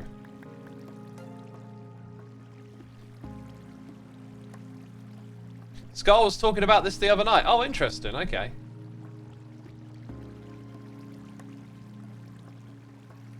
Void Patches, thank you for subscribing, my dude. Welcome to the channel. I think spreading misinformation is only going to get easier as AI develops, especially with AI-generated videos. I agree. It seems like a major concern. I also think it might increase our vigilance. And that could be a good thing too. I'm not saying it will do that. I'm not saying it will be a good thing. Just maybe. Maybe it makes us more vigilant. A lot of people are aware of AI. One of the things that's happened with social media is that there's been a lot of talk about how it could be damaging for society and bad for mental health and yada yada yada. But like no one was sort of saying that at the time, whereas with AI it feels like this is going to be a big thing, and since ChatGPT a lot of people have been paying attention. I've been following a lot of AI discussion since like 2018, and it was always like this like niche thing that I was really interested in, but was never really like something you could talk to people about. Like they wouldn't be fascinated by it or anything. But now it really is. And I actually think it's a good thing that so many people are aware, because that awareness is going to be needed for us to navigate this new space safely, right? So, you know, like there's an interesting road that we're going to walk down as a society, but the fact that we know we're walking down it and we're aware, and a lot of people are talking about it, is a really good thing. Because that's the best. It's going to happen one way or another, and that's the best thing we can have, is just to be engaged and aware of it.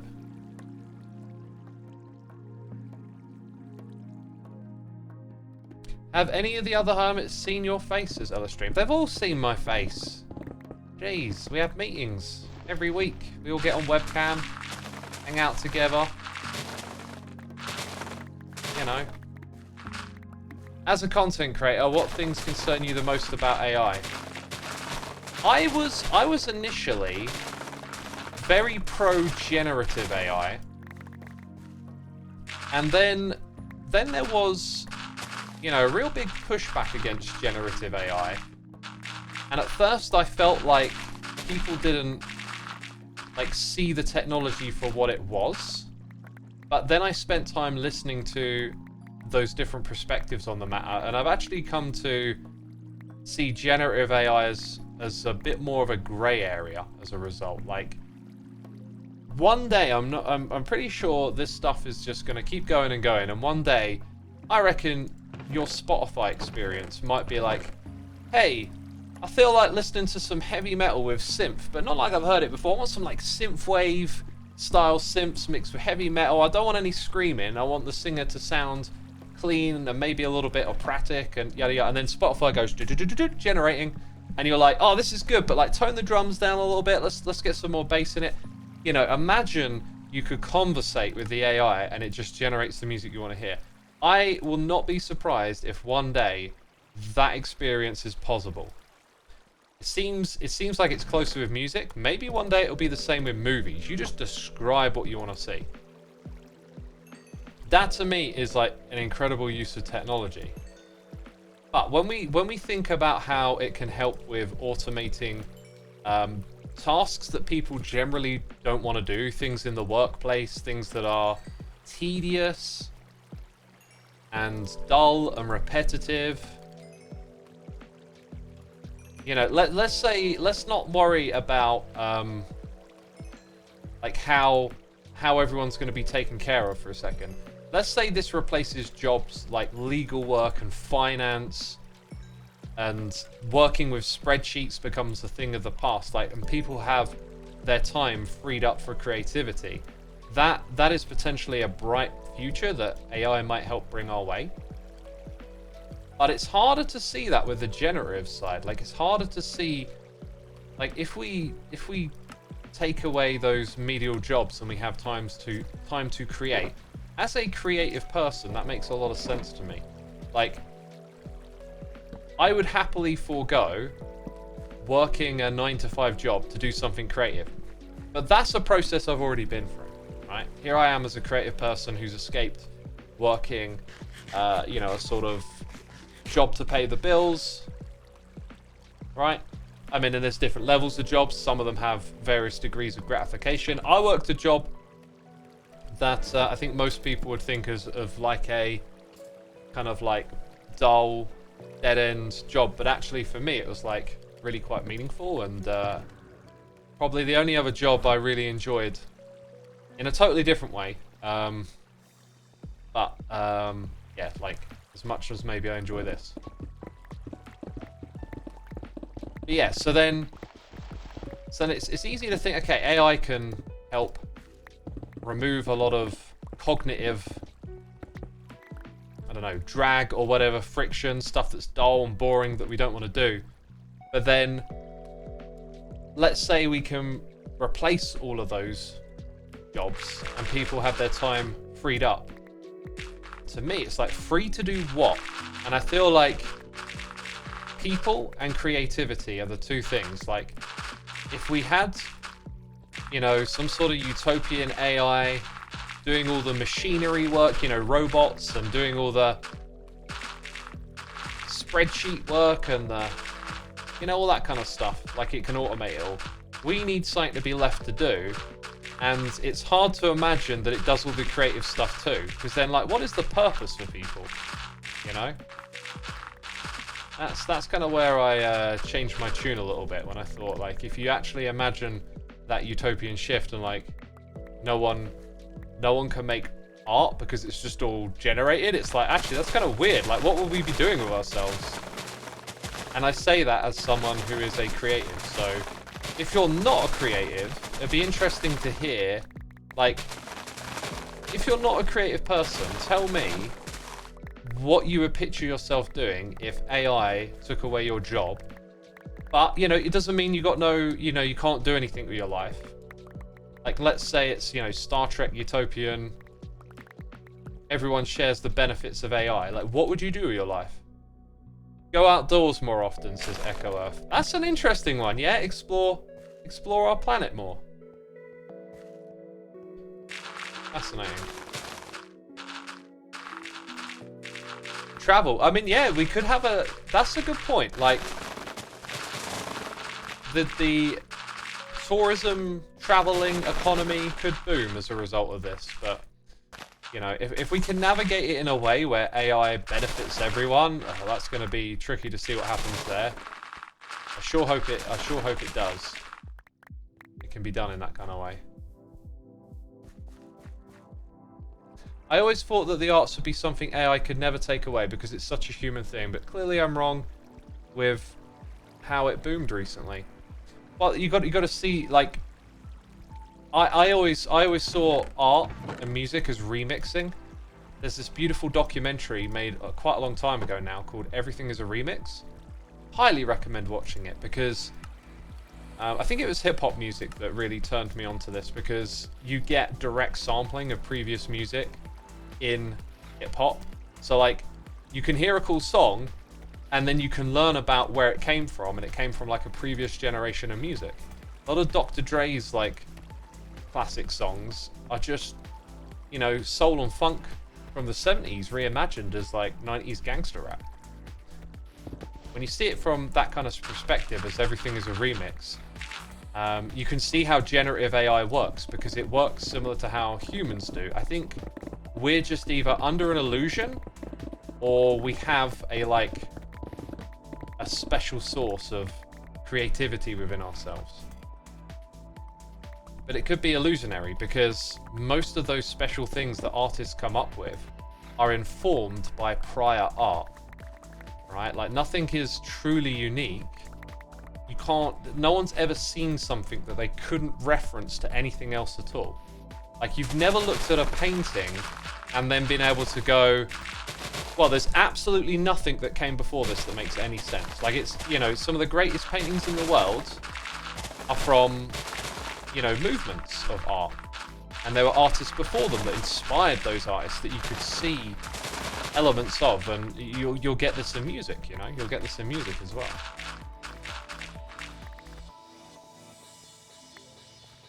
I will still be drawing cartoons and comics because I feel the need to express myself and connect with people. Awesome, dude. Keep doing that. Yeah, keep doing that. I think the fear is that although you may have a passion to do it, it may not be able to become your livelihood if you're competing with AI. And I think it's important for the arts to have funding and to have ways to make it a living for people. That being said, as someone who makes a living from what you might call art, from this branch of creativity, I don't know if I would call it art directly, but it is a creative endeavor that I pursue every day. You know, through this Minecraft game. Building, creating, engineering. When did you make your skin and what was your inspiration for it? I didn't make my skin. Raven's Child made it, and Doom Guy is the inspiration because it is just Doom Guy. Heard about the AI who could win against Master Go players, but not a person who played by the rules. I'm aware that the DeepMind, is it? The Google thing? Dennis Habassis or something. He's the one behind Google Go, or whatever it's called, DeepMind Go. I mean, they made one that can beat, you know, StarCraft players and stuff like that too. I'm a mathematician, and there's no maths that has come from nothing. It's all built on previous work, and you can basically string the ideas people have over the centuries to the first use of numbers and logics. It's not just the arts that works this way, says Icy Monster. Brilliant insight. Thank you for sharing that. As a fan of Veritasium and Numberphile and other channels that do mathy stuff, I have too seen that, and I feel like you just put it together for me in that moment, in that kind of context. Like, yeah, 100% right. We stand on the shoulder of giants. It's like with Einstein, often cited as the world's most brilliant man, and, you know, he came up with the theory of general relativity, but, like, if he were born 100 years later, he wouldn't have come up with the general theory of relativity.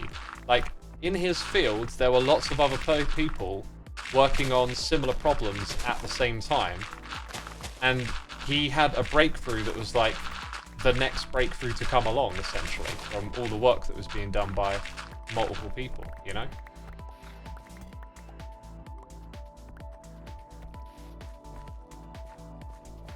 Right, let's keep mining, I guess. Have you heard of Genie, an AI that can create games from text? Yeah, I think I have. I'm aware of AI agents working together, and them working with text language and the ability to code, and being organized as if they're a company that creates games. The story that I heard about it was amazing, because, like, they get given prompts to make games, and then these different, like, ChatGPT engines take on different roles and communicate with each other to simulate a company making the game. It even did stuff like manage a social campaign on Twitter and all of this. And this is just, like, to the extent that ChatGPT can, like, understand language, they can now, like, understand a role, and then because they talk to each other, they sort of interact like people talking to each other. So anyway, this game gets made, and the guy goes to play it, and he doesn't understand how. And it turns out that there was a department they set up within this company where there are these ChatGPT bots that handled creating the manuals to play the game. So this guy goes, well, I'll go read the manual then, and what do you know? All the instructions are there, the controls. This is how you do this is how you do that. Starts playing the game, you know? It's legit. You can play it. Bonkers. And that's an incredibly exciting part about AI for me. You know, like you think of it as one chat bot, but then you can give them roles. You can give them that initial prompt of like, this is what you do, and it understands the context. So then when another chatbot talks to it, it's got that context in there. Maniacal Kitten says, Xisuma, it's not easy, but at the same time not hard, since you are essentially able to fork the AI itself, and it's the training that is proprietary. Something sort of related to that. Have you heard of AI dreaming, where an AI spits out unintentional results? They call it hallucination, don't they? Well, they've done research which they train AI using other AI-generated content. What results is not AI dreaming, but what a lot of people refer to as AI nightmares. So there are some crypto people who are poisoning training data. Yeah, I'm aware of the poisoning of the data. That's a whole. There's a whole thing around it. You know, some people are for it, against it, and they're taking action against it or whatever. It's a big old thing. I don't know really if I know that much about that to say too much more on it. Honestly, like. That's a whole other topic, I think. Right, let's mine up some more copper, I think. Since it's here.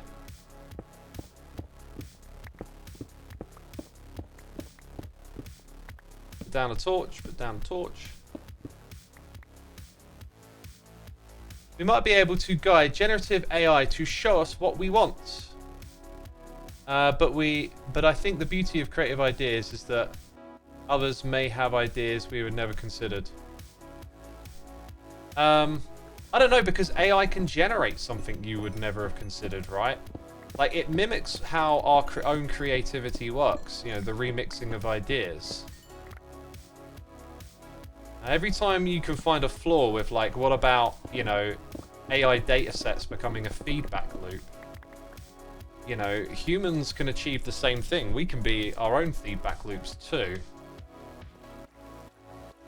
It just occurred to me, I kind of planned on going like all the way out to the edge with this stuff, but it might be smart to like give ourselves an area and just be like, okay, this is enough space to put everything we want to do in.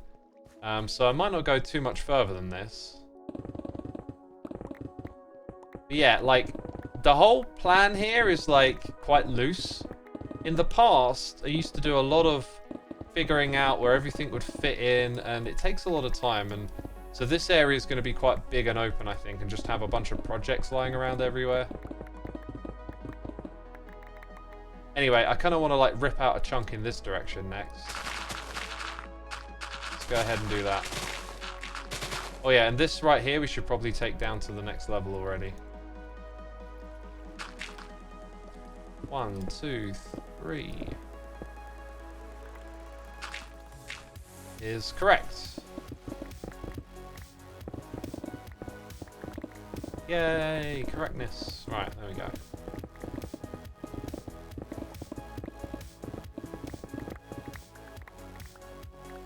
Personally, hearing about AI makes me kind of depressed. I feel like it's making it impossible for me to get a job I would enjoy, because why would a company hire me as an artist when they can make a robot do it cheaper? So I'm going to head out. See you all later. I'm sorry to hear that, my dude. Yeah, it's definitely scary times on the art side.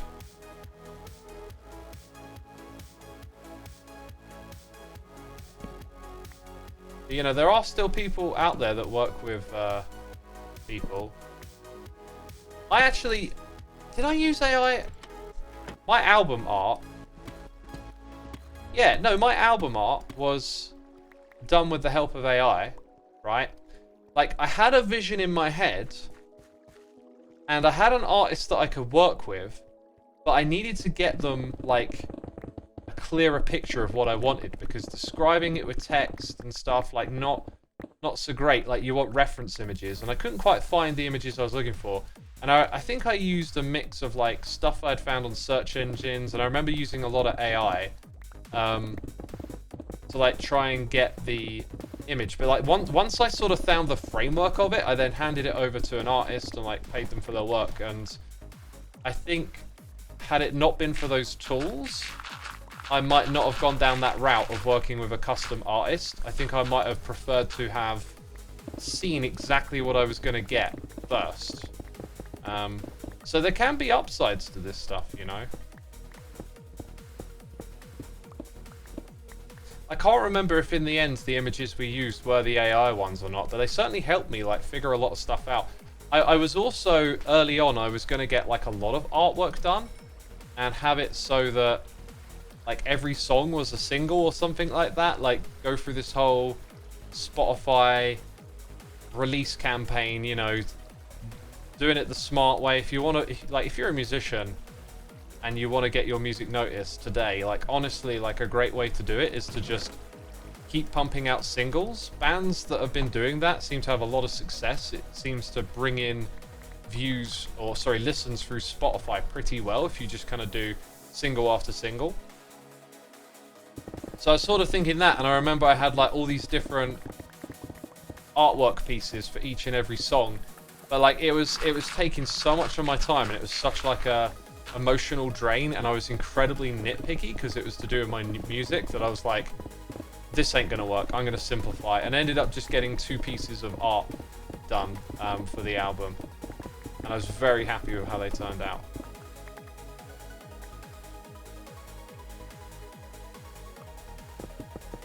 Very happy.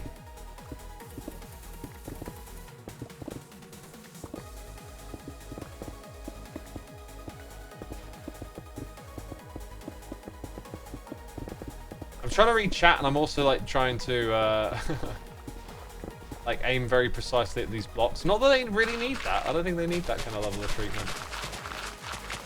Supplement, don't replace, says Jay. Yeah. Yeah, I mean it can... Supplementing can mean like less work for an artist in some cases, and in others it can mean more. I feel like in my case it was what enabled me to work with the artist.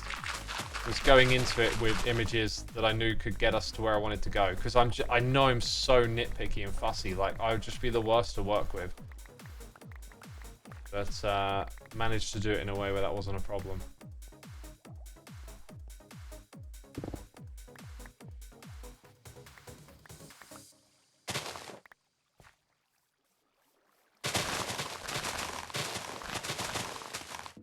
We've done quite a bit of work here. I should have a look at my list and see what else there is to do, right? Just got that feeling like it's time to move on from here now.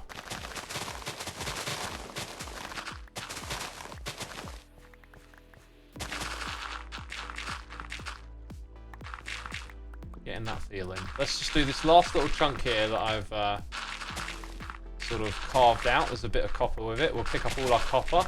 Maybe stock up the shop.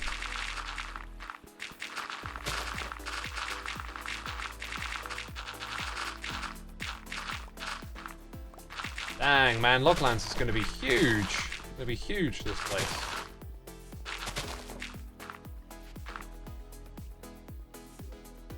Right, and I think I was no longer able to pick up blocks then.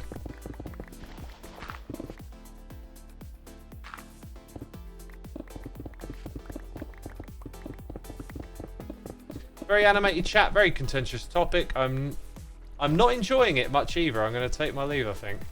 Oh, okay. I thought chat was being quite diligent about it.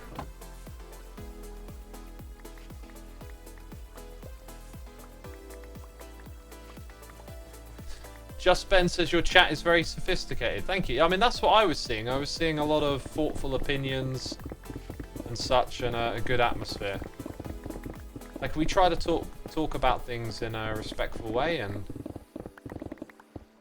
you know, positive with a little rational in there. But, you know, if someone disagrees with you in chat, like the thing is to not get upset about it, and just kind of like respect that we have different perspectives and learn from one another.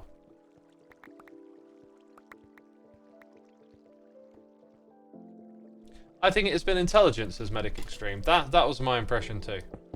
You know, for some people it might be a sore topic, I get that. For me, it's been a like a deeply fascinating one, because I've been interested in it for so many years, and now it's like, oh, it's happening. You know, like this is this moment that you've sort of been fascinated by the idea of for so long, but now it's happening. right? And like you're here watching it all unfold. It's me, Marshy says, how are you today, X? I'm good, thanks for asking, my dude. Thanks for asking. Had myself a good rest last night. Just had a bit of a lay-in. As I said earlier, had a lay-in.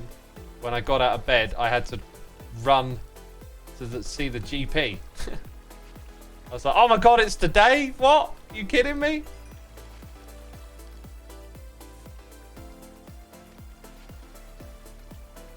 There is no if AI will be huge, only when. It might be depressing, but the only way to get ahead of it is to learn to use it.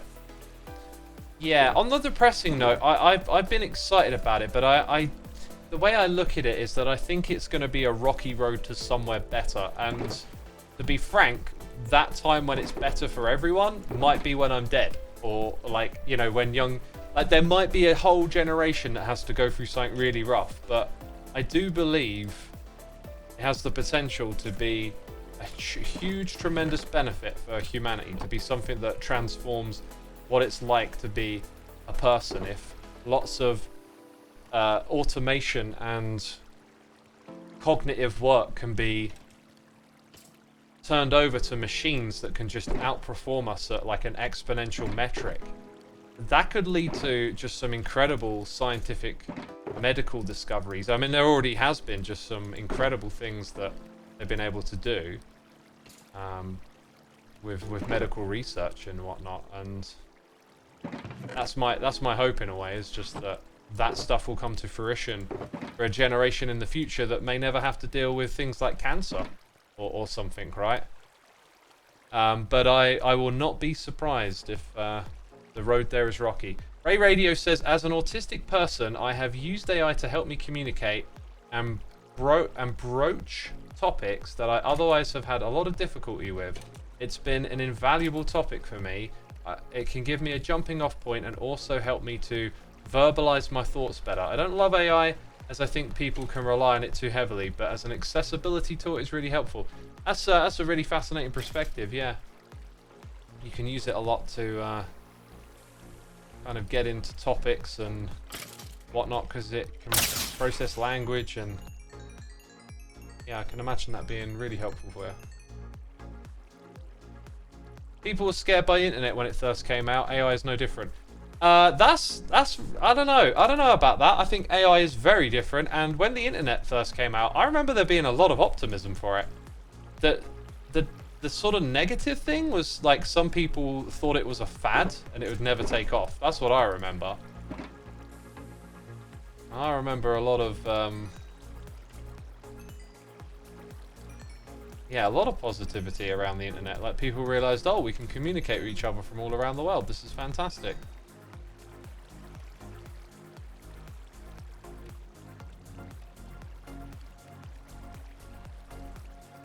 Right, we've still got quite a bit of smelting to do by the looks of it. Thought we'd be done here by now. Yeah, there's a possibility I could be misremembering things, but I swear that, like, I remember there being a lot of optimism for the internet. And that happened when I was a kid.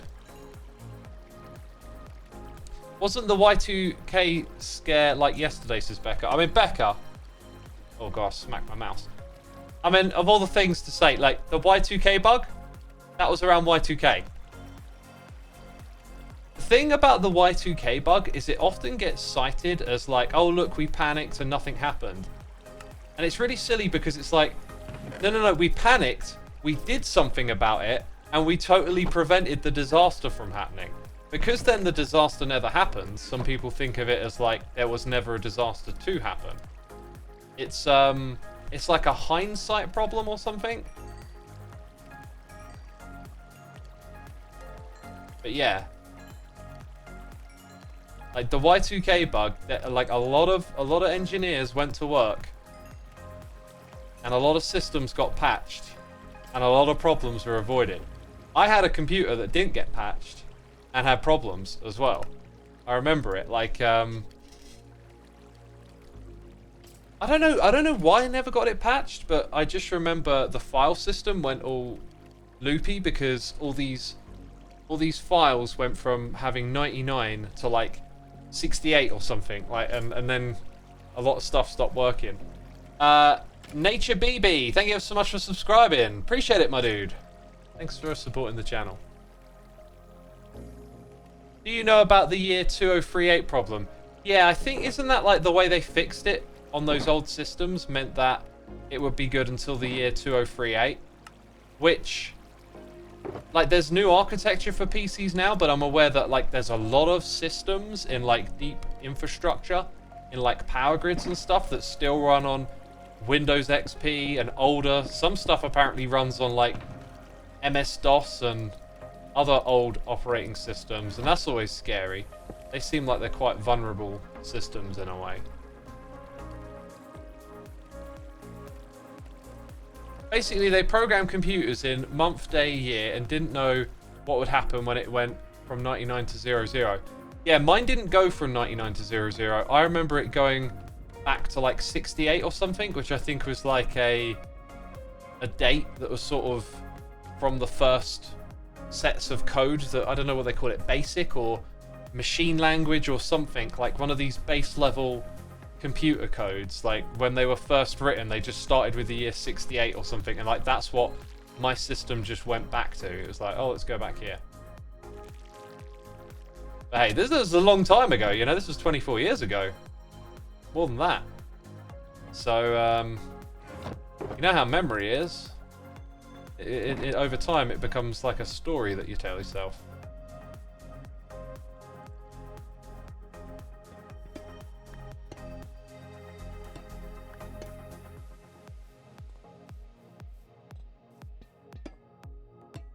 Party like it's 1999.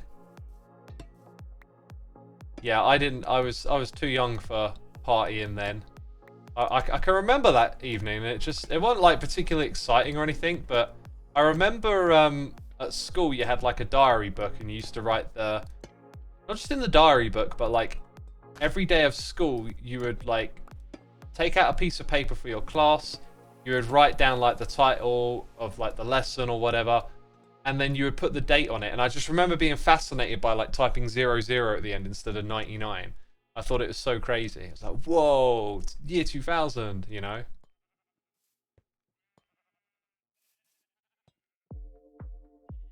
It was not 24 years ago. It was... Wait. Okay, that one went off the screen. A lot of people are saying stuff. I mean, you can see why I picked that message to read, though. I remember my computer from 1992. I have a pretty good memory from that. It's 68 megabytes. That was almost good, except, like, you wouldn't have 68 megabytes of memory in an old computer like that. Now, I'm pretty sure 1992 would have had less than, I'm going to say less than 4 megabytes of memory in RAM. If just based on, like, remembering my old computers and stuff, I reckon you're talking less than that. You got to go with the computer numbers, because that's how it was done back then. I remember having a 486, and I think it had either 4 or 8 megabytes of RAM.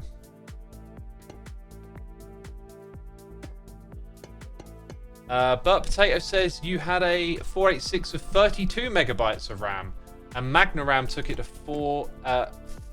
48. Wow, was that like a lot? Was that like a special amount? Because I'm running the numbers in my head again, and that sounds like a lot, but could be wrong. Two other people had 4 megabytes in 1992 of a 386. Interesting.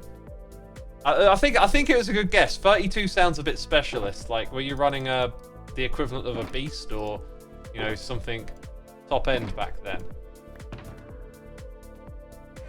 That's what it sounded like to me.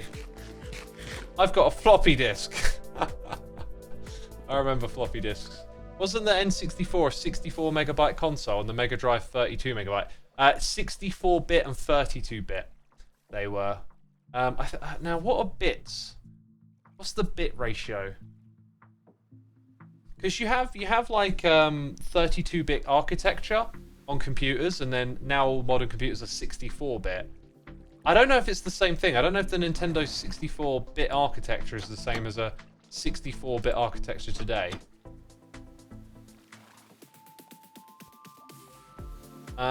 Should we take our horsey for a whittle wide? Wait a minute. Do I have any copper to stock up? What am I thinking? No, I think we're just going to check profits, because I've been putting all of my freshly oxidized copper on the ground to create another copper aging chamber. So let's take a horsey. I want to build another bridge over there soon. I've actually got quite like a long list of I want to do this, I want to do that, and it's growing, man. Like I wanted to build a little front side area over here at some point. We should probably do that on stream. We should do a building thing on stream soon.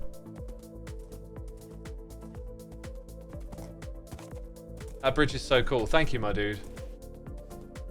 I found it cool to do. But says I had a custom chip, the 64 NEC VR. Yeah, you were using some fancy hardware back then. Yeah.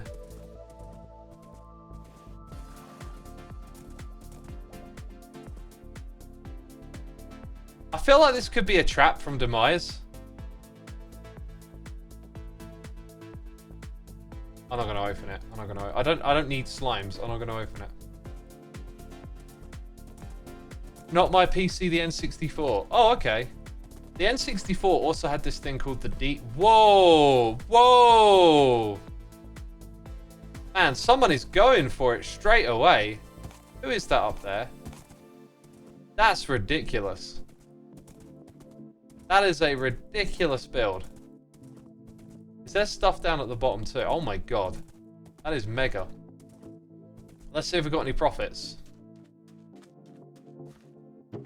Nope. I think the economy is moving slow in these early days. Dude, who is that up there? Like, what is this? Oh, dude, they better have copper blocks below. They better be doing this proper. Ah! It makes me angry! This is not the proper way to age copper. This is slow. This is slow. Who is that up there? I'm trying to figure it out. Who is that? Oh, chat, you're going to have to help me here. Oh, dang it, pressing the... Is that Jevin? No. Is that Beat? I don't know whose armor that is. Oh, everyone's saying it's Doc. Okay. Now it all makes sense to me. Yeah, Doc is a grinder. His copper game is not good, though. This copper aging game, it makes me sad. Like, we can age copper faster than this. Plus, you can buy it, Doc. You know, support the economy. Ooh, got some pop-ups over here. They've got sales. Being nosy at the end of the stream.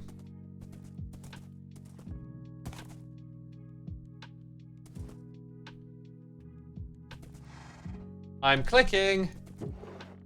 Hay bales. Damn, someone's got that thing sorted out. That's loads of hay bales. I might buy some of those actually. Save me a grind. Hey, some sales there, some sales there. I think that's Stress's shop. This is Joe Hills up here. Stream Loren, thank you ever so much for the prime. Also, Bert Potato is here for 38 months. Thank you, Bert. Oh, we know what shop this is. And where do the diamonds go? Here? Okay, no diamonds.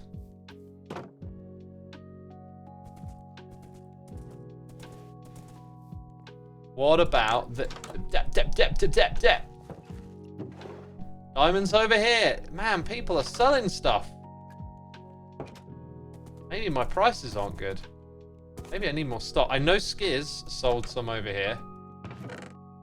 Do you know what we could do, peeps?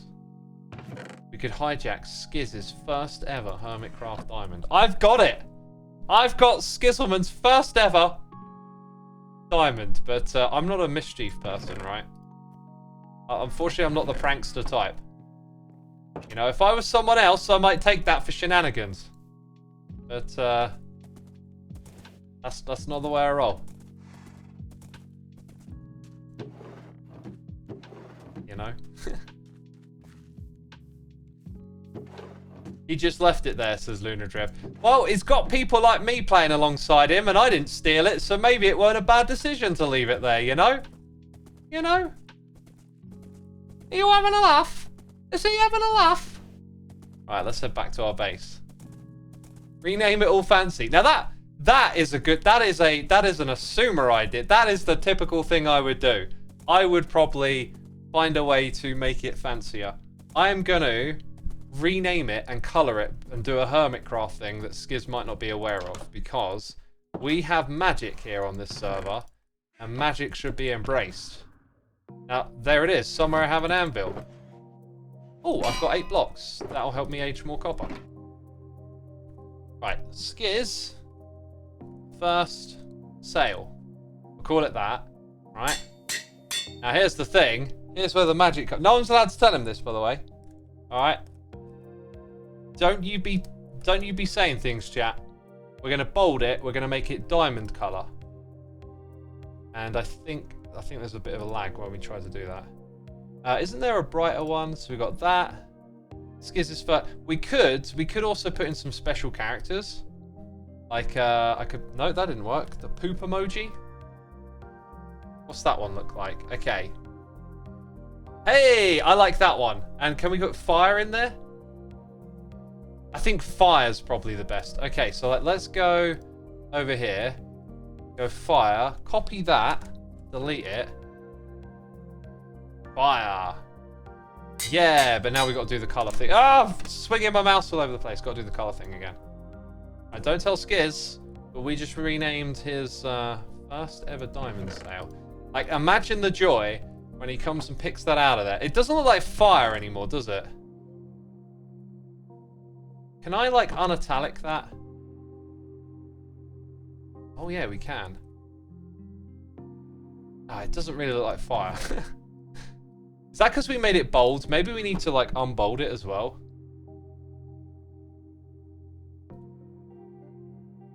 Lips are sealed, people are saying. Hey, now it looks like fire. Okay, we'll roll with that. Skiz's first sail. So, like, you know, bold and color would have been great, but now it's like, oh, you can make it unitalic and color. Oh no, name tag probably ran away. Wait, did name tag run into a hole? Oh, look at you. You are a good horse, aren't you? Right, go this way. Oh, Lightly Lucid is here gifting a sub to Skizzleman. Timing on that is a little bit, you know. You can actually gift subs to people who aren't, like, present, so who knows? Who knows who's watching? That's a well-trained horse. Yes, it is. Right. Jump. Oh, we're not going to make it. We're going to sink. I've got to push you along. We need more horsey paths. We need more horse-friendly paths. Why'd you turn around, man? Why'd you turn around? Let's go this way. Not the quickest horse. Hey, it's name tag. Don't be saying that. And it is not a... do you know, I will happily take a faster horse. So yeah, I want to put another bridge directly over the front of that. I do that just... How do y'all feel about doing a little bit of creative building stuff? I've still got that, like, bit of a crutch for doing creative first, but I've been doing my creative stuff so much more speedily, and I've actually done tons of the decor and detail around this base have been done in survival. It's been a pleasure. That's all done in survival. Yeah, I need a thumbnail for today's video. I think I might... Name tag! Name tag! Look! Oh! Name tag! Oh! Brilliant! Brilliant! I threw my pick. Let me check if that's any good.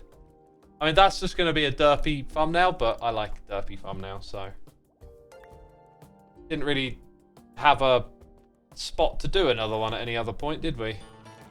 One that made sense. I like to just put something from the stream into the thumbnail.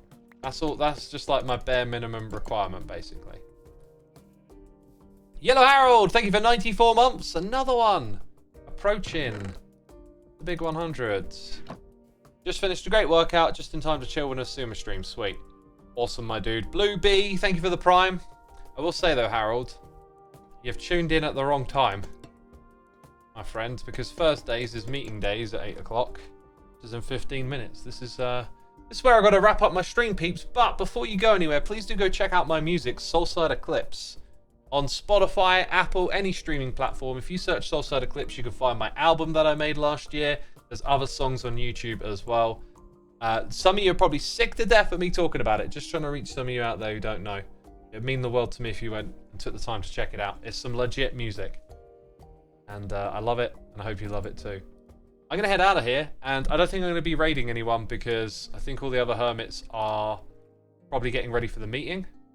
I'll send you over to Chosen Architect today. It's been a while, hasn't it? So send you over to Chosen. Let them know I got to bounce. And I'll see you all later. Take care, everyone. Thank you again.